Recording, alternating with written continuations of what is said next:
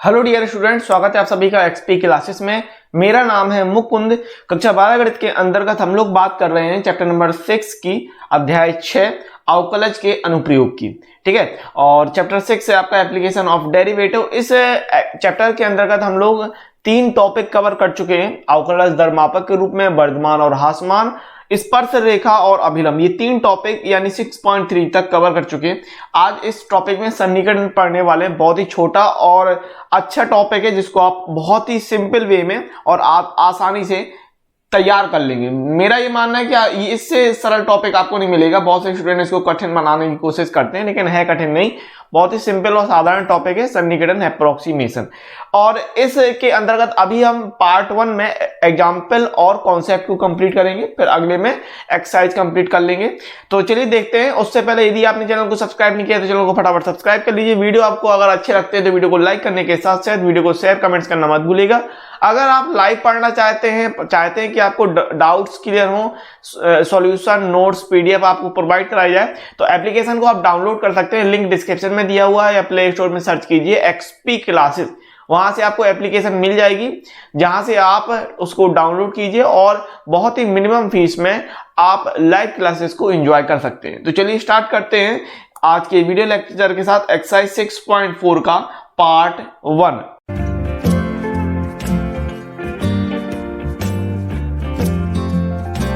सन्निकटन की बात कर लेते हैं। सन्निकट या अप्रोक्सीमेशन सन्निकटन, ठीक है, एक ही बात है। तो यहाँ पर देखो, ये टॉपिक एक ऐसा टॉपिक है जो बहुत ज्यादा बोर्ड पेपर में नहीं आता, लेकिन अगर क्वेश्चन आ जाता है तो आपसे बनना चाहिए। और बहुत ही सिंपल है, अगर जो मैं बता रहा हूँ जिस तरीके से आपको सीखना है, बहुत ही सिंपल चीज है। ज्यादा कुछ हार्ड टॉपिक नहीं है। बहुत से स्टूडेंट इसको हार्ड बना लेते हैं कि कैसे करना है कैसे नहीं करना।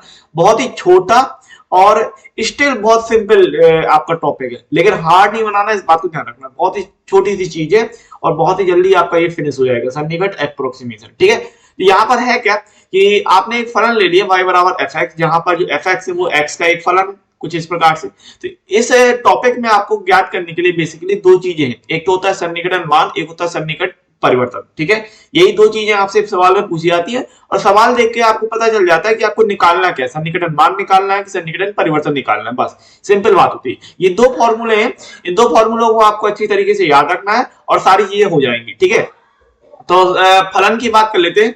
सन्निकटन का जो सन्निकटन मान होगा, फलन का सन्निकटन मान, उसके लिए आपका फॉर्मूला हो गया कि F X plus delta X बराबर F X plus F dash X into delta X. ये फॉर्मूला आप अच्छे से याद रखिए, हर एक चीज अच्छे से आपसे बनती चली जाएगी। ठीक है, और इसी आधार पर वाई में सन्निकट परिवर्तन, सन्निकटन परिवर्तन जो होता है वो डेल्टा वाई बराबर F dash X into delta x आप बोल सकते हो। ठीक है, तो बेसिकली आपको करना क्या है, यहाँ पर आपको 2 चीजें ही निकालनी है। एक सन्निकटन मान निकालना है और सवाल में आपसे एक सन्निकट परिवर्तन पूछा जाएगा। ठीक है, और सवाल को देखकर आप स्पष्ट तौर से कह सकते हैं जो सन्निकट परिवर्तन है वो और कुछ नहीं है, ये तो हो गया आपका एफ एक्स। क्या हो गया, एफ एक्स हो गया आपका फलन, और ये F dash X into delta x, F dash X into delta x क्या है, बेसिकली सन्निकट परिवर्तन ही है। ठीक है, तो यहां से आपको चीजें याद रहेंगी कि सन्निकटन मान निकालना है तो फॉर्मूला क्या बन जाएगा आपका, F X plus delta X. ये बेसिकली डेल्टा एक्स क्या है, सन्निकट परिवर्तन है। डेल्टा एक्स क्या है, ये फलन में होने वाला परिवर्तन। ठीक है, इतना। और ये F X plus F dash X into delta x, तो ये F dash X into delta X ये आपका कहला जाएगा परिवर्तन। ठीक है, F dash X into delta x. और यहां पर ये जो डेल्टा एक्स रहेगा वो एक्स्ट्रा पार्ट के तौर पर रहेगा, एक्स्ट्रा पार्ट के तौर पे आप लेंगे उसको। ठीक है, तो और कुछ नहीं है यहाँ पर, ये डेल्टा वाई आपका सन्निकटन परिवर्तन हो जाएगा। बस इतना आपको याद रखना, फॉर्मूला आप अच्छे से याद रखिए। टॉपिक बहुत ही सिंपल है, अच्छे से आपसे ये सारी चीजें बन जाएंगी। देखिए करना क्या है क्या नहीं करना है समझते चलते हैं। ठीक है, और बहुत ही ज्यादा सिंपल। अब यहाँ पर आपको याद क्या क्या रखना देख सकते हैं आप। यहाँ पर गौर करेंगे अगर इस बात पे, तो देखिए कि यहाँ पर आपको एक तो ये डेल्टा एक्स की बात कर रहा है, फिर ये एफ डैश एक्स की बात कर रहा है। तो एफ डैश एक्स क्या है, एक बार अवकलन है, और डेल्टा एक्स क्या है, जो एक्स्ट्रा पार्ट होगा उसको लेना है। ठीक है, इतनी सी आपकी छोटी सी चीज है याद रखने के लिए। तो फॉर्मूला आप अच्छे से याद रखिएगा। उदाहरण नंबर 21 की बात कर लेते हैं। ठीक है, तो कह रहा है आपको अंडर रूट ऑफ 36.6 का सन्निकटन करने के लिए अवकल का प्रयोग कीजिए। ठीक है, तो यहां पर देख लेते हैं। अच्छा, यहां पर फलन बनाएंगे सबसे पहले। तो ये देखिए अंडर रूट 36.6 दिया, तो आप इसको फलन कैसे बनाना है, ये जो अंडर रूट है ये अंडर रूट आपका फलन बनेगा। मतलब अब अंडर रूट के अंदर आपने x ले लिया, क्योंकि आपने शुरुआत में मैंने यहाँ पर कहा था, देखिए यहाँ पर क्या कि y बराबर fx, x का एक फलन लेके चल रहे हैं, x के फलन के तौर पे आप इसको हल करते जाएंगे। तो यहाँ पर आपने मान लिया, माना fx बराबर अंडर रूट x। तो एक बार अवकलन करना है, क्योंकि f डैश x चाहिए, तो f डैश x कितना निकलेगा, 1/2 अंडर रूट x निकलेगा। सिंपल बात है। और यहां पर देखिए 36.6 दिया, ठीक है, तो 36.6 को हम कैसे लिख सकते हैं भाई, 36.6 को हम लिख सकते हैं 36 प्लस 0.6 ऐसे लिख सकते हैं। तो यहां पर आपने ये लेके चले कि माना x आपने ले लिया 36, और जो दूसरा पार्ट होगा, और क्यों 36 क्यों लिया, क्योंकि अंडर रूट 36 अंडर रूट 36 आपका 6 हो जाता है।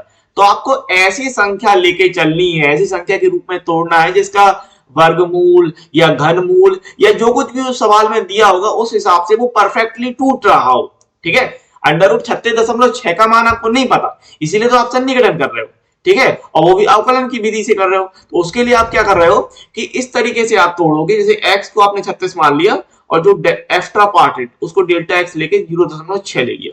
सिंपल बात है। अब फॉर्मूला लगा दो, आपको निकालना क्या है, सन्निकटन करने के लिए। तो बेसिकली आपको सन्निकटन मान निकालना है, ठीक है। तो इसका फॉर्मूला क्या हो जाएगा आपका, F X plus delta X बराबर F X plus F dash X into delta X. Simple बात है, ठीक है। ये आपका सिंपल फॉर्मूला, इसमें आप सारी वैल्यू पुट कर दीजिए, आंसर आ जाएगा।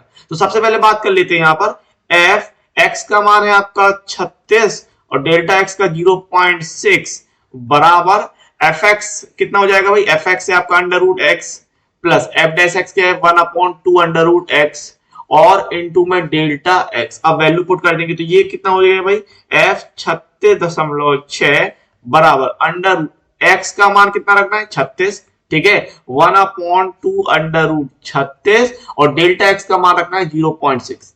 सिंपल बात है, इस तरीके से करना। देखो फॉर्मूला याद रखिए, फॉर्मूला भी बहुत सिंपल है, F X plus delta X बराबर F X plus F dash X into delta X. दो बार याद कीजिए, F X plus delta X बराबर F X plus F dash X into delta X. Simple formula, अच्छे से आपको याद हो जाएगा, ठीक है। अब इसको हल कर लेते हैं। अच्छा, आपने क्या माना था, यहाँ पर गौर करेंगे, अगर इस बात को गौर कीजिए आप कि आपने यहाँ पर लिया था एफ एक्स, ध्यान दीजिए, एफ एक्स बराबर अंडर रूट एक्स माना। किस हिसाब से माना, ये भी आपको पता है कि अंडर रूट 36.6 दिया था, इस हिसाब से माना।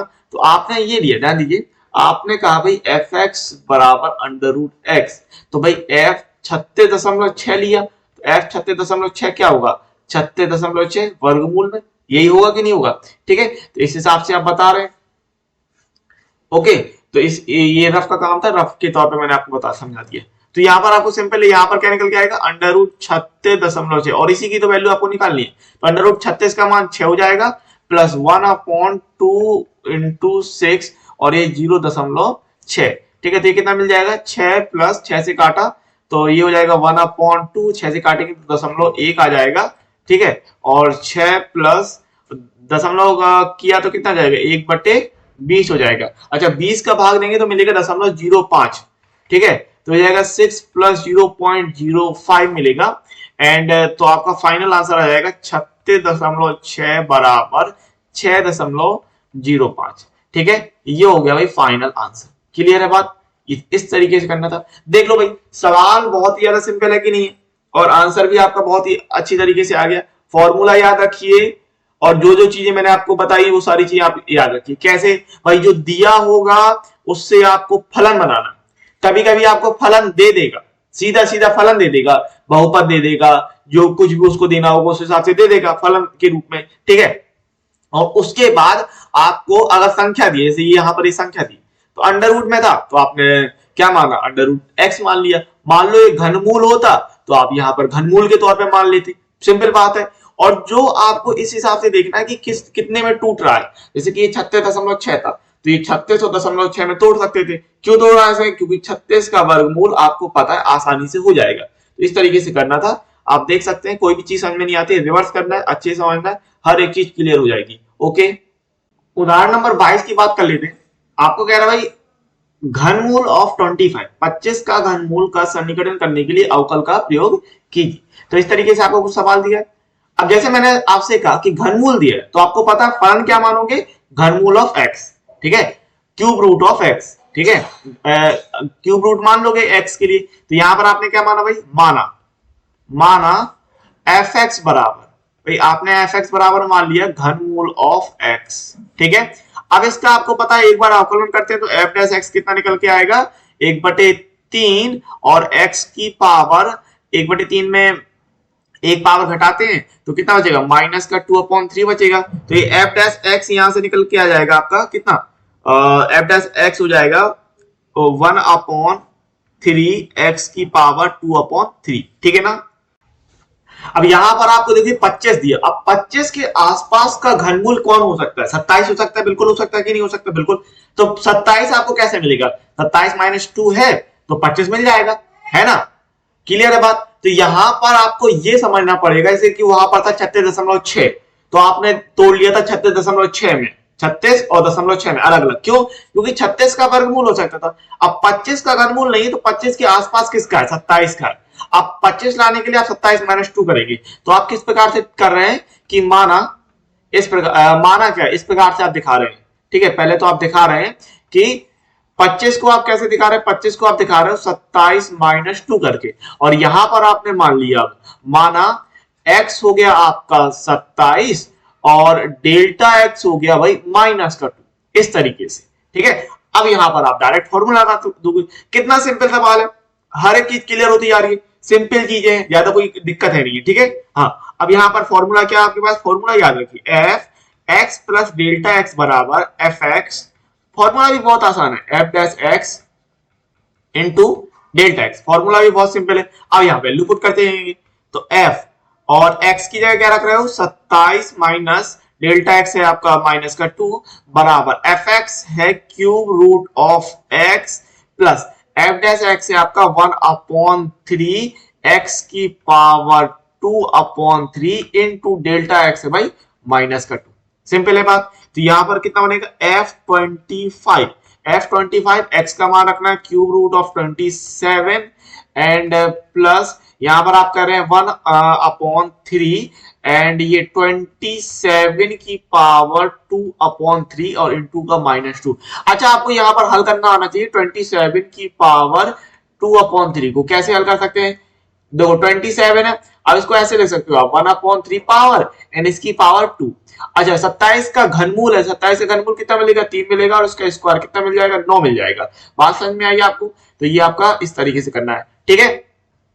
तो आगे बढ़ते हैं, और अच्छा F25 है तो आपका फलन था घनमूल में, है ना, तो यहां पर कितना जाएगा आपका घनमूल of cube root of 25, cube root of 25 बराबर ये क्यूब रूट ऑफ 3 है तो यहां मिलेगा आपको 3 प्लस यहां से मिल रहा है 1/3 इंटू, अच्छा 27 की पावर 2/3 आपको मिल रहा था 9 और ये हो रहा था माइनस का 2, तो ये कितना हो जाएगा भाई 3 माइनस 2/27 और आप इसको लिख सकते हैं 25 की पावर 1/3 और 25 की पावर 1/3 का आपको मान निकालना था, सिंपल। तो यहां से आपको कितना मिल जाएगा, अगर मैं बात करूं तो इतना आप ले रहे हैं 27 से 81, लासा आएगा आपको 27, 27 से 81 माइनस 2 तो कितना मिल जाएगा 79/27, ठीक है। सो 27 अगर मैं बात करूं 3 बार में तो यहां से आपका निकल के आएगा 27 कितना आ जाएगा 81 हो जाएगा, ज्यादा हो जाएगा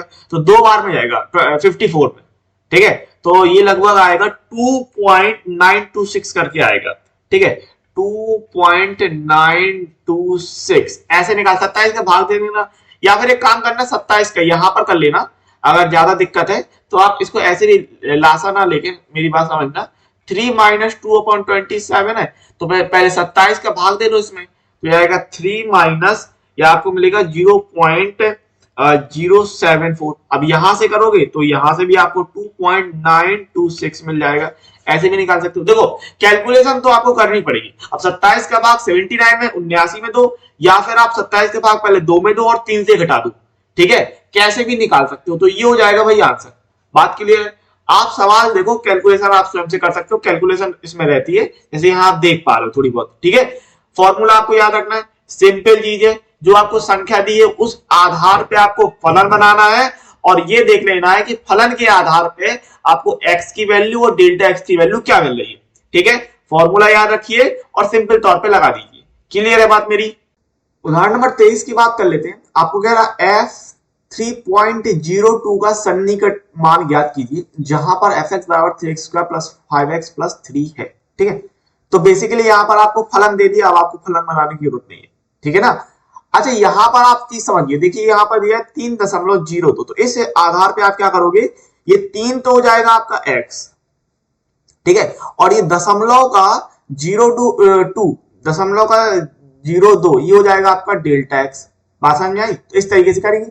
fx आपको दे ही रखा है, अब आपको fx दे रखा है तो आपको पता है एक बार अवकलन करोगे आप, ठीक है, f डैश x निकालोगे तो कितना हो जाएगा भाई 6x प्लस 5 हो जाएगा कि नहीं हो जाएगा। अब यहां पर आपको क्या लेना भाई, अगर मैं बात करूं 3.02 को आप लिख सकते हो 3 प्लस 0.2 क्योंकि 0.02 है ना, तो 0.02 इस तरीके से। ठीक है, अच्छा यहां पर आपने मान लिया, माना x बराबर 3 और डेल्टा x बराबर 0.02 इतना मान लिया। अब आपके पास फॉर्मूला लगा दो भाई, fx plus delta x, fx plus delta x बराबर fx plus f dash x into का डेल्टा x। सिंपल, x का मान रखना है 3 प्लस 0.02 रख रहे हो डेल्टा x, fx रख रहे हो आप 3x square plus 5x plus 3। ठीक है, प्लस f डैश x रख रहे हैं 6x plus 5 and delta x का मान 0.02 ये पुट कर दिया, तो यहां से आपको मिला f 3.02 और यहां पर वैल्यू पुट करते चलते हैं तो कितना मिल जाएगा आपको 3, x का मान रखना है 3 तो 3 स्क्वायर प्लस 5 और मल्टीप्लाई 3 और प्लस 3 और प्लस 0.02 का गुणा करेंगे तो 6 दूनी 12 दशमलव का 12 x आएगा, तो x का मान 3 रखना है, 5 दूनी 10 दशमलव का 10 इतना आ जाएगा। इसको हल कर लेंगे आंसर आ जाएगा। सिंपल है ना, 9 3 27 प्लस 5 3 15 प्लस 3 प्लस 12 3 36 दशमलव का 36 प्लस दशमलव का 10, तो ये दशमलव का 46 हो गया एंड 27 3 हो गया आपका 30 और कितना 45, तो 45.46 आ गया, बस आंसर हो गया, है ना। जोड़ना भी आसान है, देखो 0.36 और 0.10 तो 0.46 हो जाएगा, 27 3 30 हो गया, 30 15 45 हो गया, तो 45.46 ये आ गया आंसर जो अपन को निकालना था। कोई दिक्कत? अरे इससे ज्यादा सिंपल सवाल नहीं मिलेंगे भाई, देखो कितने सिंपल है। और सन्निकटन को लोग हुआ बना रहे थे कि बहुत कठिन है बहुत कठिन है, नहीं भाई कोई कठिन नहीं है। अगर आप अच्छे से समझ रहे हैं, पढ़ रहे हैं, सीख रहे हैं तो कोई कठिन नहीं है ना। तो समझ गए बात, देख लीजिए इस तरीके से लगाना है। अब काफी बार क्या होता है, या फिर मैं आपसे कहूं कि क्या करते हैं, आपको सिखाया जो जाता है, अधिकतर आप लोगों को क्या सिखाया जाता है कि पार्ट्स में सिखा दिया जाता है। मतलब पहले इसकी वैल्यू निकालने के लिए वो कह देता है, मतलब आपको अगर सिखाने के लिए, और फिर इसकी वैल्यू निकालने के लिए आपको सिखाया जाता है कि भाई इसकी वैल्यू निकालो और फिर दोनों को जोड़ो। यहीं पर कंफ्यूजन पैदा हो जाती है। कंफ्यूजन का मेन सन्निकटन में लोग क्यों घबराते हैं, सन्निकटन है दिक्कत होती है, नहीं घबराते इसलिए कि वो यहां पर इस तरीके से सीख रहे हैं कि पहले एक पार्ट फिर दूसरा पार्ट और फिर जोड़ रहे हैं। ऐसे मत सीखो, सीधे जैसे मैंने बताया कि इकट्ठा करना है आपको, एक साथ करा आ गया निकाल लिया। अब अगर सन्निकटन परिवर्तन निकालना हो, अगर सन्निकटन आपको परिवर्तन निकालने के लिए कहेंगे तो ये परिवर्तन के लिए ये वाला फॉर्मूला होता है, बस सिंपल तरीके से निकाल लेंगे। ठीक है, अच्छा ये बात ध्यान रखना कि एनसीईआरटी की किताब में आपको अलग अलग तरीके से करके दिखाया, मतलब पहले इस वाले पार्ट की वैल्यू निकाली गई है, फिर इस वाले पार्ट की वैल्यू निकाली गई है। ठीक है, हाँ तो मैं जैसे बता रहा हूं इसमें कोई दिक्कत नहीं है। मुझसे एक स्टूडेंट ने कहा था कि सर जो आपने बताया वो एनसीईआरटी की किताब से हूबहू नहीं मिलता। अरे भाई बताने का तरीका होता है, आप उसको लगा रहे हो किस हिसाब से लगा रहे हो, तरीके तरीके होते है ना।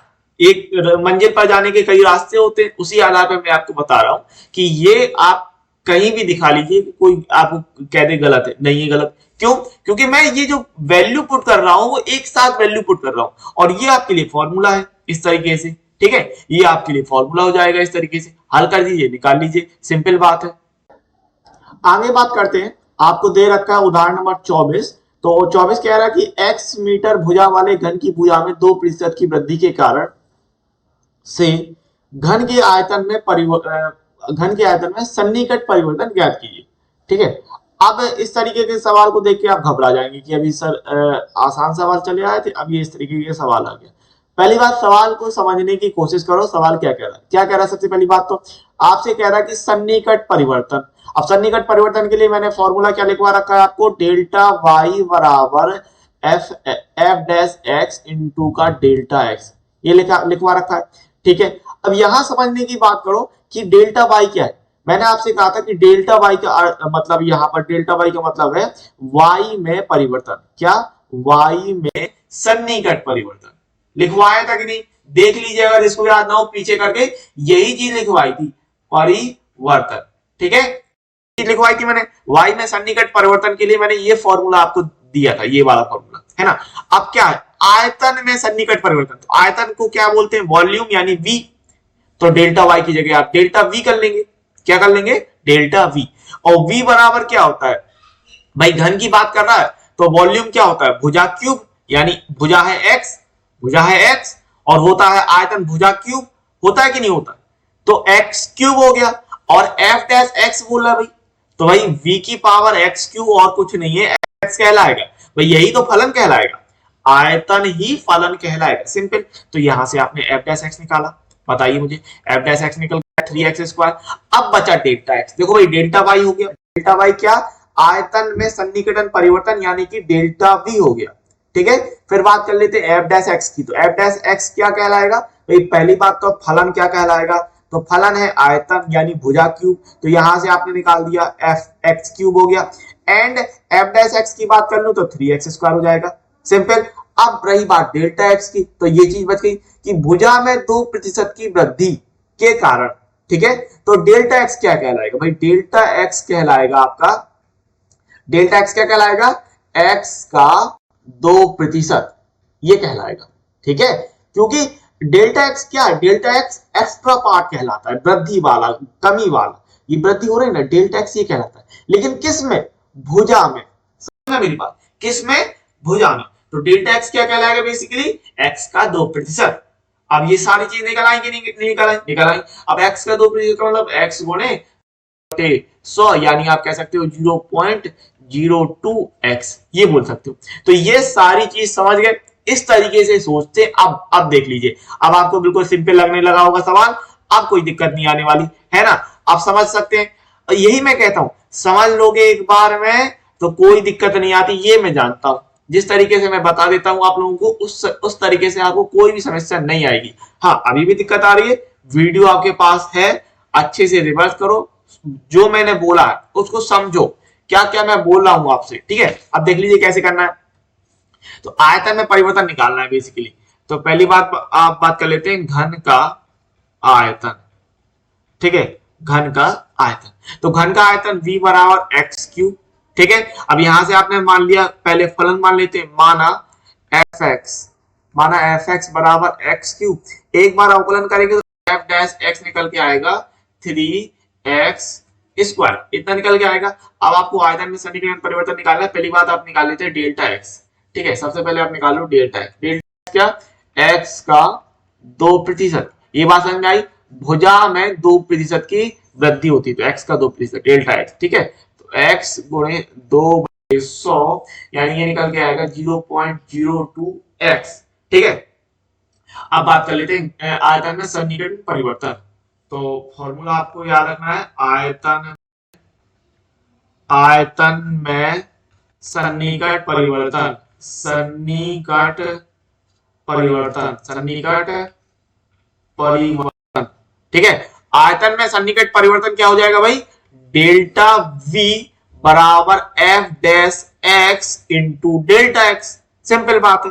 तो डेल्टा वी निकाल रहे हैं और एफ डैश एक्स कितना है, 3x² इंटू डेल्टा एक्स है 0.02x, तो ये इसका मल्टीप्लाई कर देंगे। देखो भाई x की कोई वैल्यू नहीं दी, क्यों, क्योंकि यहां दे रखा था x मीटर, है ना, भुजा क्या है, x मीटर। अब वहीं पर अगर x की जगह वो क्या देता है 4, x की जगह क्या देता है 4, तो याद रखिएगा आप पहले मान के चलते, माना भुजा x मीटर है, फिर उस x की जगह 4 रखते, बात समझ में आई ना, इस तरीके से करते। ऐसा करते पहले ही से 4 रखोगे तो अचर पद हो जाएगा, समझ गए होगे मेरी बात अच्छी तरीके से, ठीक है। अब बस मल्टीप्लाई कर दो तो आपको वैल्यू मिल जाएगी 0.06 x³ और डेल्टा v है, तो आयतन के लिए क्या लेते हैं, मीटर क्यूब, तो यहां पर आप ले रहे हैं मीटर क्यूब। तो ये हो जाएगा आयतन में सन्निकटन परिवर्तन। अगर भुजा में 0.2% की वृद्धि हो रही है तो जो आयतन होगा वो 0.06 x³ परिवर्तित होगा, ठीक है।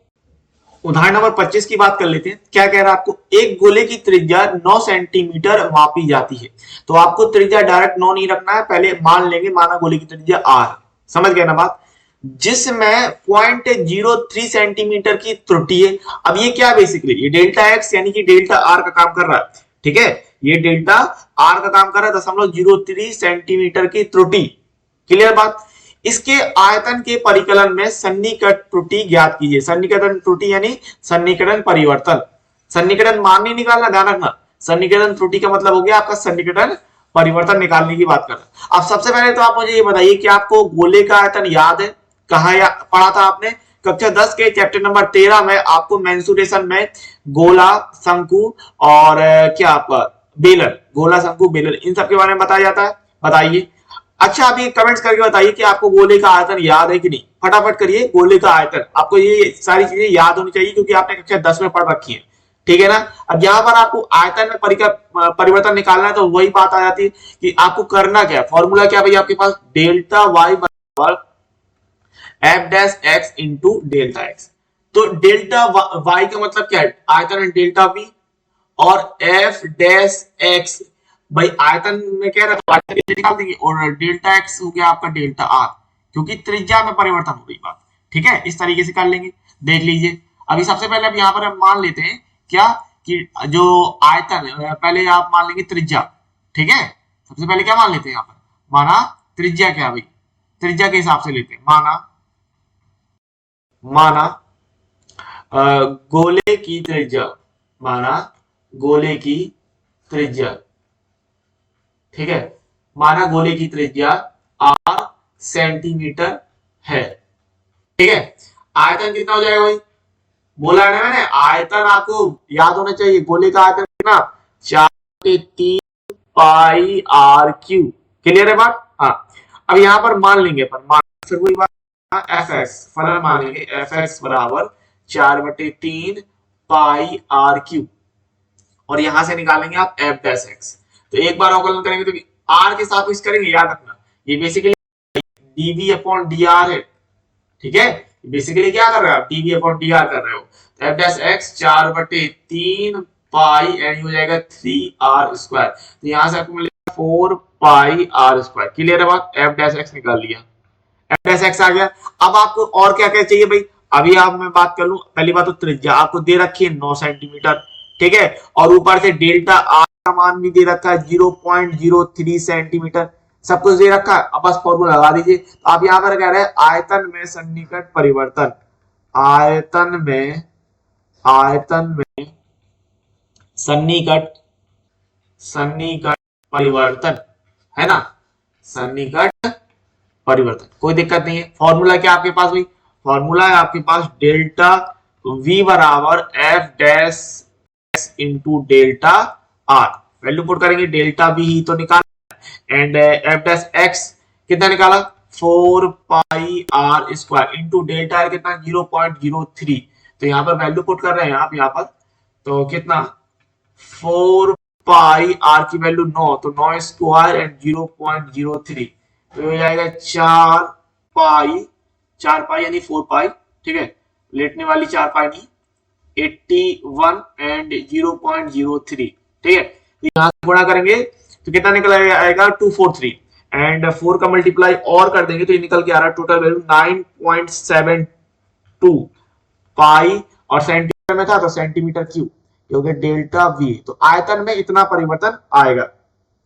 इतनी त्रुटि हो जाएगी, क्योंकि त्रुटि कह रहा था तो त्रुटि लेके चल सकते हैं, परिवर्तन कह रहा था तो परिवर्तन लेके चल सकते हैं, कोई भी दिक्कत नहीं है ना। ये वही भी त्रुटि कह सकते हो भाई। तो यहाँ पर आपने क्या बता दिया, आयतन के परिकलन में सन्निकटन त्रुटि 9.72 पाई सेंटीमीटर क्यूब है। ये हो गया आंसर। तो अब आपका ये टॉपिक देख लीजिए, कितना सिंपल टॉपिक, ठीक है। ये भारतीय सवाल भी हो गए, दो ये भारतीय सवाल लगाए, एक ऐसा सवाल लगाया जहां पर आपको सीधे फलन दे रखा था, और दो ऐसे सवाल लगाए जहां पर आपको वैल्यू डायरेक्ट दे रखी थी, वहां से आपने फलन बनाया। तो हर एक तरीके का सवाल आपने लगाया, और देख पा रहे हैं सिंपल सवाल है। सन्निकटन बहुत ही सिंपल टॉपिक है, इसको आपको बहुत कठिन नहीं बनाना, ठीक है। प्रैक्टिस कीजिए, अच्छे से मेहनत कीजिए, मेहनत में कंजूसी नहीं रखिए, ठीक है। हाँ, मेहनत में कोई भी कंजूसी नहीं होगी। वैल्यू को आप देख लीजिए और एक्सरसाइज लगा लीजिएगा, ठीक है।